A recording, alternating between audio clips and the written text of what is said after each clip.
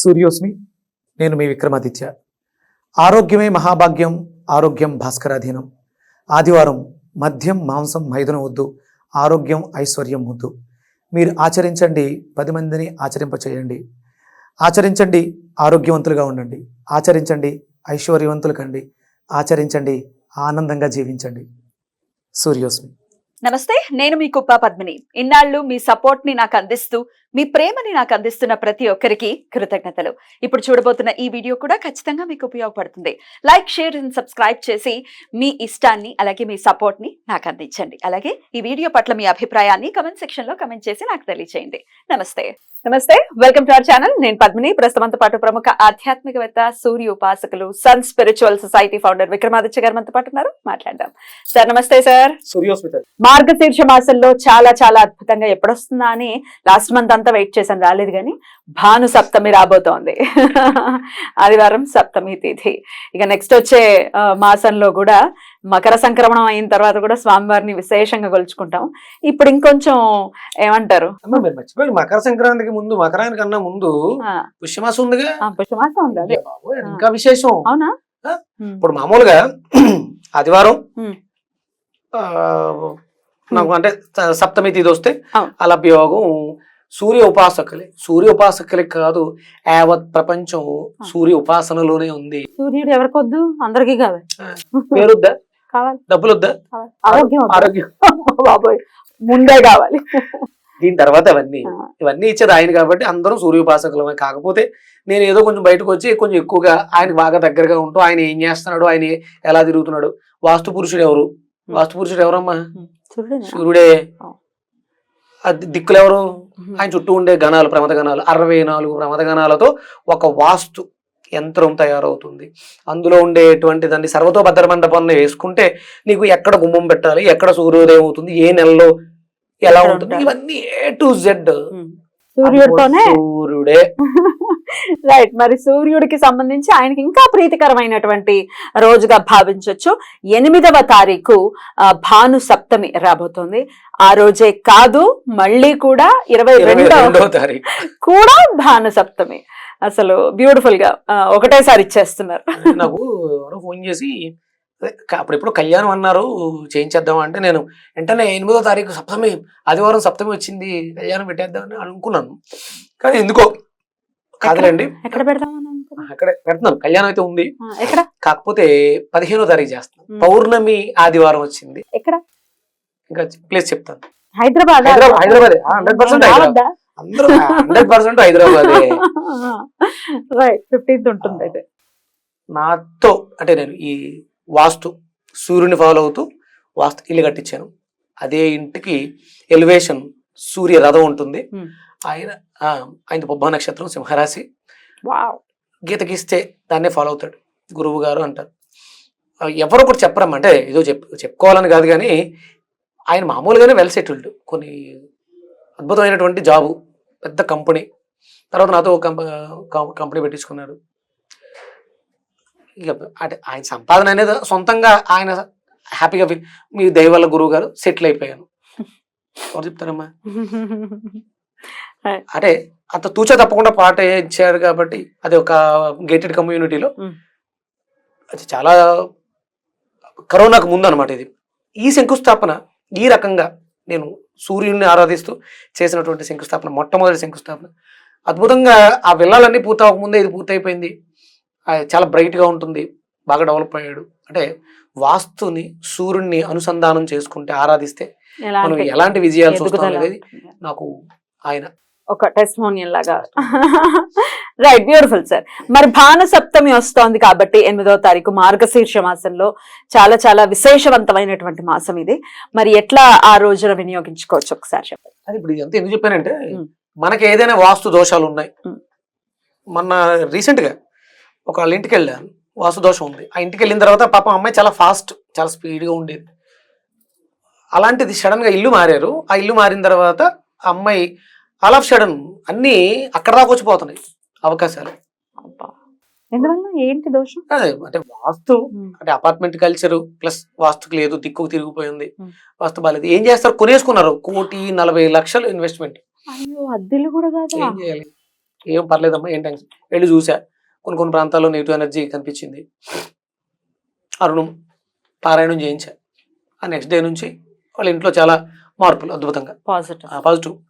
ఇదంతా ఎందుకు చెప్తానంటే, సప్తమి ఆదివారం అలభ్య యోగం వచ్చినప్పుడు సూర్య ఉపాసన చేసుకుంటూ, లేకపోతే ఆ అరుణ పారాయణం ఎక్కడైతే జరుగుతాయో, అంటే ద్వాదశ ఆదిత్యులు అక్కడికి ఆవాహన చేయబడతారు. 64 ప్రమదగణాలు. అంటే మనం ఇంట్లో ఉంటున్నాం, ఆ ఇంటికి శంకుస్థాపన జరగలేదు, కింద వాస్తు యంత్రాన్ని మనం పెట్టలేదు, మరి ఏం చేయాలి? ఇలాంటి పరిస్థితులు వచ్చినప్పుడు అరుణ పారాయణం చేయించుకోవటం కానీ, అంటే యంత్రాన్ని పైనేస్తారు, కింద లేదు పైనేస్తారు. అప్పుడు దాన్ని కరెక్ట్గా దిక్కుకు వేయించుకొని, తూర్పుకి వేయించుకొని అక్కడ ఆరాధన చేయడం ద్వారా ఆ వాస్తుల్లో ఉన్నటువంటి గ్రహాలు, ఆయన చుట్టూ ఉన్నటువంటి ప్రమదగణాలు ఆవాహన చేయబడతాయి. అరుణ పారాయణం చేయించుకోవడం. అరుణ ఒకటేనా, మహాసౌరం త్రిచ అంటే అది సెట్ అమ్మా. అరుణము సౌరము సెట్, త్రిచ విధానంలో అర్ఘ్య ప్రదానం చేస్తూ, సూర్య నమస్కారాలు చేస్తూ చేస్తారు. ఎంత అవుతుంది సార్ ఖర్చు మీ దృష్టిలో? అంటే ఒక ఇద్దరు వస్తారు, ఇద్దరు పౌరోహితులు వస్తారు, సుమారు 10-15 వేలు వేసుకో. 10-15 వేలు. ఓన్లీ అరుణం పారాయణం అయితే కొంచెం తక్కువ. అంటే మరి ఆ బ్రహ్మ పారాయణం చేస్తూ నమస్కారాలు చేయాలి, సుమారు 3-4 గంటలు పడుతుంది. ఎందుకంటే ఎన్ని నమస్కారాలు చేస్తారు? 72 నమస్కారాలు చేయాలి, సాష్టాంగ నమస్కారాలు ప్రదక్షిణ పూర్వకంగా. ఓకే. కానీ చేయించుకున్న ఆయన చేత కూడా చేయిస్తారు కదా జనరల్? అంటే ఒరిజినల్ గా వాడు పారాయణం చేస్తారు, వీళ్ళు చేసుకుంటారంటే చాలా సంతోషం, అద్భుతం, బాగుంటుంది కదా, చాలా బాగుంటుంది. అనారోగ్య సమస్యలు పోతాయి, వాస్తు దోషాలు ఉన్నాయి, ఇబ్బంది పడిపోతుంది, ఏం దోషమో కూడా తెలియట్లా. ఇలాంటివి చెయ్యగలిగితే ఆదివారం లేదు మీకు, అది కూడా కుదరట్లా, శుభ్రంగా ఆవు పిడకలు తీసుకొచ్చి పాలు పొంగించటం, దాంట్లో పరవాణం వండటం, ఆ పొగ, ఆ పొంగినటువంటి పాలు, అందులోంచి వచ్చేటువంటి ఆ స్మోక్, అక్కడ ఉన్నటువంటి మాక్సిమం కొన్ని దోషాలు తొలగి సమస్య ఐడెంటిఫై చేయగలుగుతాం, డయాగ్నోస్ చేయగలుగుతాం. ఆ పరవాణాన్ని స్వామికి నివేదన చేయడం, ఆ ప్రసాదాన్ని స్వీకరించడం ద్వారా మనం ఏం చేస్తున్నాం, ఏం జరుగుతుందో తెలుస్తుంది. సూర్యుని అనుసంధానం చేసుకుంటే, సూర్యుడితో నడిస్తే జీవితం అద్భుతంగా ఎలా ఉంటుంది? హనుమంతు వాడిలా ఉంటుంది, ఆంజనేయులా ఉంటుంది, అంజనీపుత్రులా ఉంటుంది. ఆయన శ్లోకం ఉంటుంది కదా, శ్లోకం చెప్పి ఆంజనేయ స్వామి శ్లోకం, బుద్ధిర్బలం యశోధైర్యం, బుద్ధి బలం యశస్సు అవన్నీ వచ్చేస్తాయి. ఆయనతో పాటు తిరిగాడు అని చెప్తారు. యుద్ధం పెట్టుకున్నాడు, ఆయన తినేద్దామని వెళ్ళాడు, నోట్లో పెట్టేసుకున్నాడు, ఆయన కాంతి తగ్గించుకున్నాడు. ఇంద్రుడు వస్తే, ఇంద్రుడు కోపం వస్తుంది, ఆయన గద విసిరితే పాపానికి పళ్ళు దవడకి దెబ్బ తగులుతుంది. అంటే తనను మింగేద్దామని వచ్చినా కూడా ఆ చిన్న బాలుల్లో ఉన్నటువంటి ఆ మమకారాన్ని చూసి ఇతనికి అంటే నేర్పించాలి అని అనిపించి, విద్యను నేను నేర్పిస్తాను అని చెప్పడం జరిగి, ఆయన హక్కును చేర్చుకుని కూడా తిప్పుకుని, అవసరమైంది కాబట్టి, అంటే ఎంతవరకు నిజానికి సువర్చలని తనలో ఉన్నటువంటి ఒక కిరణాన్ని కూతురుగా చేసి నవవ్యాకరణం నేర్పించడం కోసం వివాహం జరిపించారు అని చెప్తుంటారు. అల్లుడిగా కూడా చేసుకున్నారు. సూర్యుడిని ఆరాధిస్తే ఏమొస్తుంది? బాబాయ్, ఆంజనేయుడికి ఉన్నది ఏమని చెప్పాలి? ఫేమా, బలమా, బుద్ధ అన్ని శ్రీరామచంద్రుల వారికి ఉపయోగపడే విధంగా ఆంజనేయ స్వామిని తయారు చేసి, అంటే సూర్యనారాయణమూర్తికి రాముడు అంటే చాలా ప్రీతమ్మా. ఆయన పుట్టినప్పుడు వచ్చి పైకి వెళ్ళడం మర్చిపోయాడంట. ఆయన అయోధ్యలో రామ మందిరం, ఆయన వచ్చి అక్కడ ఉండిపోయాడంట. ఆ సూర్యకుండం అని ఉంటుంది అక్కడ అయోధ్యలో. అంటే అంత ఇష్టం. అంటే ఆ రాముడి కోసం ఈ హనుమంతుణ్ణి ముందే ప్రిపేర్ చేసి పెట్టాడు ఈ రాముడు. ఆ సమయంలో మళ్ళీ అగస్త్యుల వారిని పంపించి ఆ స్తోత్రాన్ని, ఆదిత్య హృదయ స్తోత్రము మళ్ళీ ఇప్పించారు. అద్భుతమైనటువంటి రోజు. నెలలో 2 సార్లు వస్తోంది కాబట్టి, అది 8వ తారీఖు ఉంది, 22వ తారీఖు కూడా ఉంది కాబట్టి, అయ్యో 8 మిస్ అవుతున్నాం అనుకునే వాళ్ళు 22వ తారీఖు కూడా చేసుకోవచ్చు. 22 కుదరదేమో అనుకుంటే 8వ తారీఖు చేసుకోవచ్చు. కుదిరితే 2 రోజులు చేసుకోవచ్చు. అంటే కంపల్సరీ ఇక జరగాలి. ఇంటింట ఊరూర సూర్య కళ్యాణాలు. కళ్యాణం అంటేనే, కళ్యాణం అంటే ఏంటమ్మా? కళ్యాణకారకుడు ఎవరు? ఈశ్వరుడు. శివ అంటే కళ్యాణం జరుగుతుంది, మంగళకరం, మంగళం. మన దేశానికి ధర్మానికి మంగళం జరగాలంటే ఇంటింట శివ కళ్యాణాలు, సూర్య కళ్యాణాలు వైభోగంగా జరగాలి. నా దగ్గర పంచలోహమూర్తులు ఉన్నారు, మీరు చేయించుకునే వాళ్ళు నన్ను అడగండి, సంప్రదించండి, నేను విగ్రహాలు పంపిస్తాను. మీకు దగ్గరలో వేదం స్మార్థం తెలిసిన వాళ్ళు, కళ్యాణం చేసేటువంటి వాళ్ళు ఉంటే మీరే చేయించుకోవచ్చు. చేయించుకోవచ్చు.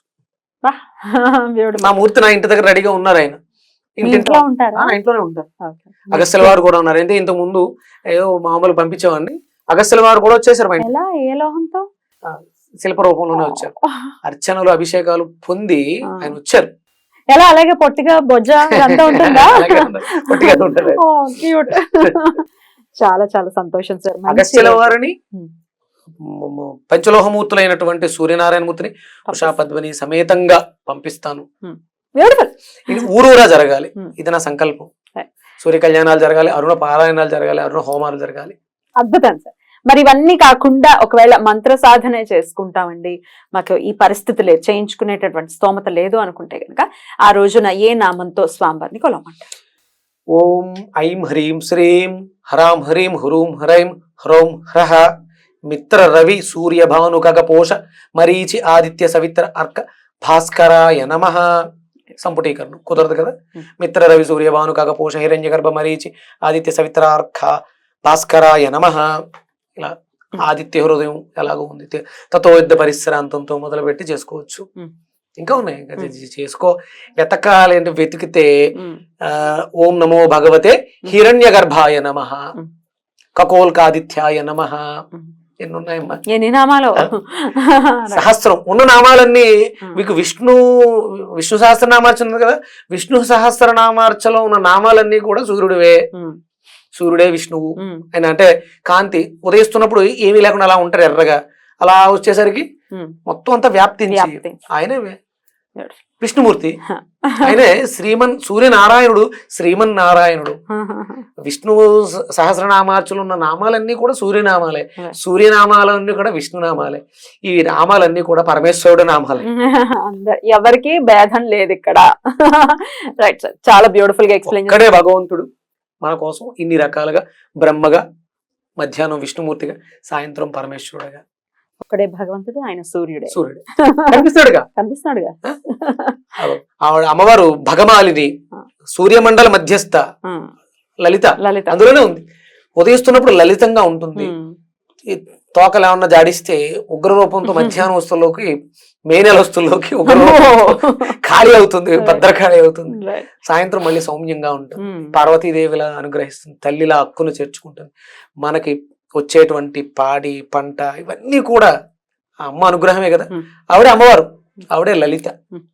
అంటే తీసుకోవడం మీద ఆధారపడి ఉంటుంది. పద్ధతిగా ఉన్నావా హ్యాపీగా అన్ని సవ్యంగా చేస్తుంది, లేకపోతే మామూలుగా ఉండదు అంతే. చాలా బ్యూటిఫుల్ గా ఎక్స్ప్లెయిన్ చేశారు. స్పెషల్ డే గా వస్తున్నాయి 2 రోజులు పర్వదినాలు. హిందువులకి పండగలు జరుపుకోవాలి, మాకు సమయాలు లేవు అని అంటే ఉద్యోగాలతో, డబ్బు సంపాదనలతో జీవితాలు సంపాదించిందంతా హాస్పిటల్స్ పోసేస్తున్నాం. సూర్యుని అనుసంధానం చేసుకుందాం. మన పండగలకి ప్రాముఖ్యత ఉంది, పదార్థాలకి ప్రాముఖ్యత ఉంది. అవి రోగాలు రాకుండా నివారణ చేస్తున్నాయి. ఇవన్నీ పాటించట్లేదు కాబట్టి రోగాలు వస్తున్నాయి, ఇబ్బందులు పడుతున్నాం. అడ్డదిడ్డంగా సంపాదించిన డబ్బు అంతా తీసుకెళ్లి హాస్పిటల్స్ పోసేస్తాం. వద్దు. కలుద్దాం. ఐకమత్యమే మహాబలం. కలవాలి. మీ పర్సనల్ క్వశ్చన్ ఒకటి అడగచ్చా? మీ వయసు ఎంత? ఆడవాళ్ళని అడగద్దు, మగవాళ్ళని అడగద్దు. ఏం పర్లేదు, ఇబ్బంది ఏమి లేదు. 40+. 50కి దగ్గరగా ఉన్నాను. 50కి దగ్గర? ఎక్కువ 50కి దగ్గర, నో డౌట్.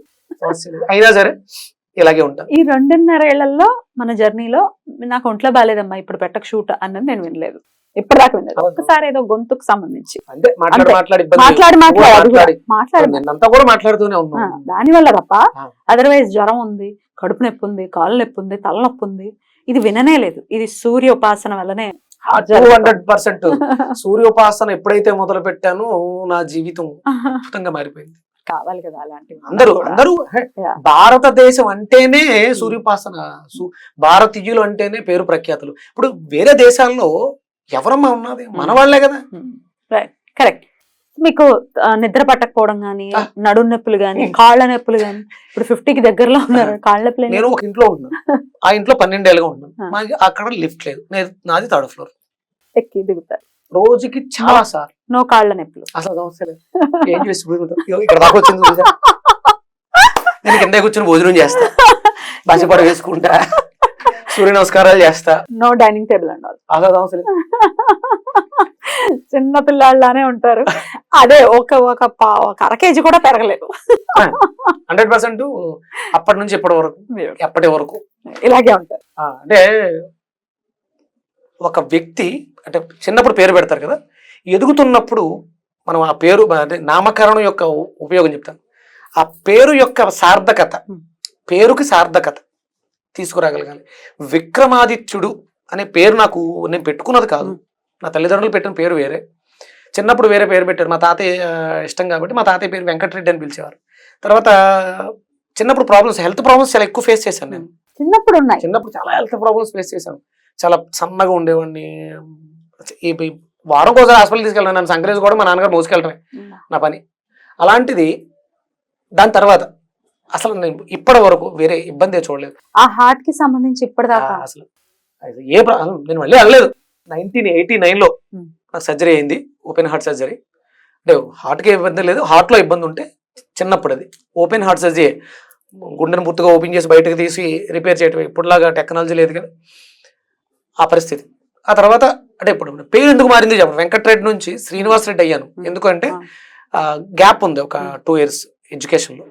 4th నుంచి 6th షిఫ్ట్ అవ్వాలి, 6thలోకి వెళ్ళాలి, హై స్కూల్కి వెళ్ళాలి. అందుకని అక్కడ పేరు మార్చి వేయడం జరిగింది. దానివల్ల పేరు మారింది.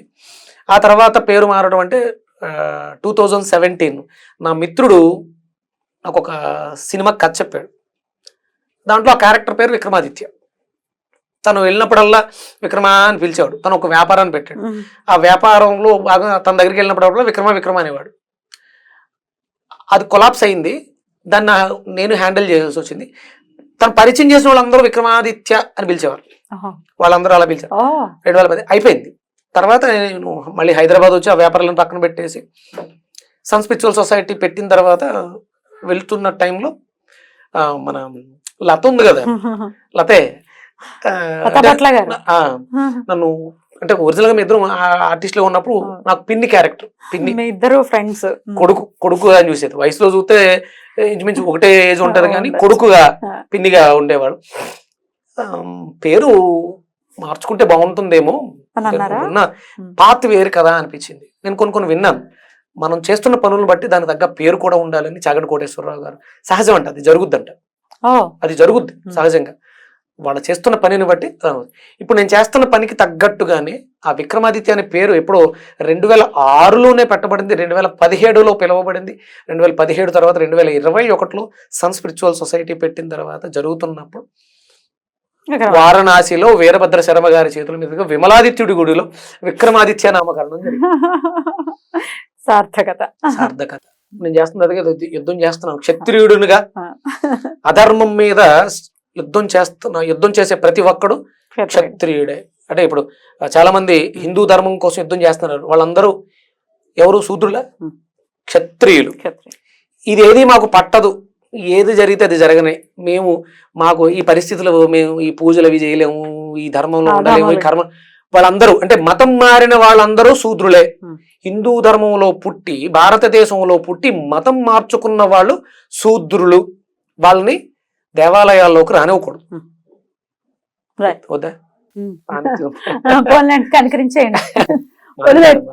రావాలి. వాళ్ళు ఆ మ్లేచ్ఛంలోంచి అంటే స్నానాలు చేయకుండా, సంస్కారం లేకుండా, సంస్కరణలు జరగకుండా. ఇప్పుడు తను చనిపోయిన తర్వాత అంత్యేష్టి సంస్కారం జరగదు, అది చాలా కర్మ. ఏముంటాయి పుట్టగతులు అర్థం కాదు. శూద్రత్వంలోంచి వైశ్యంలోకి, అంటే ఒక లాభాపేక్షతో. ఏం లాభం అంటే మోక్షం అనే లాభం కోసం ఆపేక్షణతో వైశ్యుల నుంచి జ్ఞానాన్ని పొంది బ్రాహ్మణులుగా మన ధర్మాన్ని కాపాడుకోవడానికి క్షత్రియులం అవుతున్నాం. అంటే ఒక మనిషిలోనే ఎన్ని ఉన్నాయమ్మా?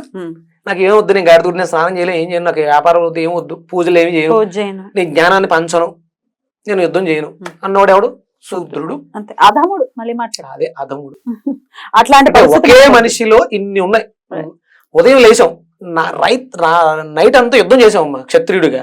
ఉదయం లేచాం, జ్ఞానం వచ్చింది, సంసారాన్ని కాపాడుకోసం వ్యాపారం చేస్తున్నాం, డబ్బు సంపాదిస్తున్నాం, ఫ్యామిలీని మెయింటైన్ చేస్తున్నాం, ఫ్యామిలీని రక్షించుకుంటున్నాం, సాయంత్రం అన్ని చేసి అలసిపోయాం కదా, శుభ్రంగా పడుకుంటున్నాం.